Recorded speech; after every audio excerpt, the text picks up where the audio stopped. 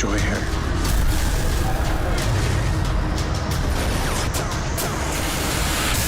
What do you want? I want my children to be safe.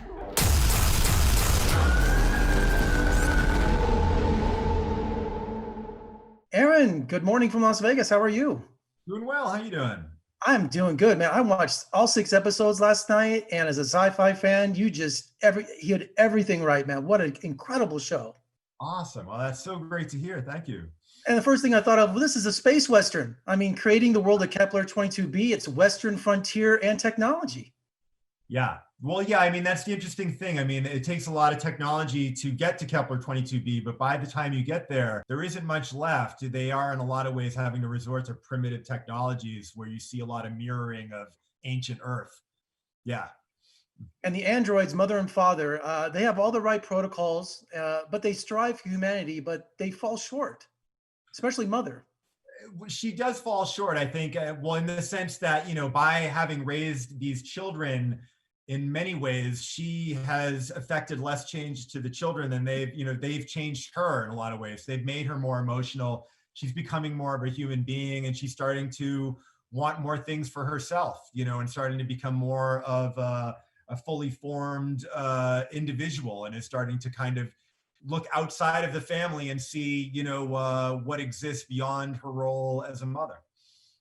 And Mother is a necromantic android. She has this sonic weapon that's just so deadly. Is it a coincidence that she makes the sign of the cross when she's activated in that mode? She is a god, but is there a difference between her and Saul? There certainly is a difference, but we like all of these sorts of overlaps, in terms of, where we're believers and, and non-believers, and yet, but machines, and yet they're representing something from, an ancient religion, and these kind of primal fears that they're kind of eliciting inside of human beings. So there's definitely a lot going on just in the way they kind of present themselves. Earth is doomed, torn apart by war between religion and science, and 2 teams cross the galaxy to start new civilizations. Science fiction is a perfect genre to use as an allegory for our own struggles. I mean, Star Trek's been doing it for decades, so you can't help but to see our own struggles inside this show. Yeah, no, and I think science fiction is such an excellent way to kind of get to what's going on in the present day without having to kind of talk at it. It's just, there's so many minefields in terms of, all the situations we find ourselves in today. They're hard to talk about, but if you put them in this kind of science fiction sort of context, you're able to kind of look at things in a very different way, that I think allows us to kind of understand ourselves on a deeper level. And Campion shows how eager humans need to believe in something, and he's so manipulated.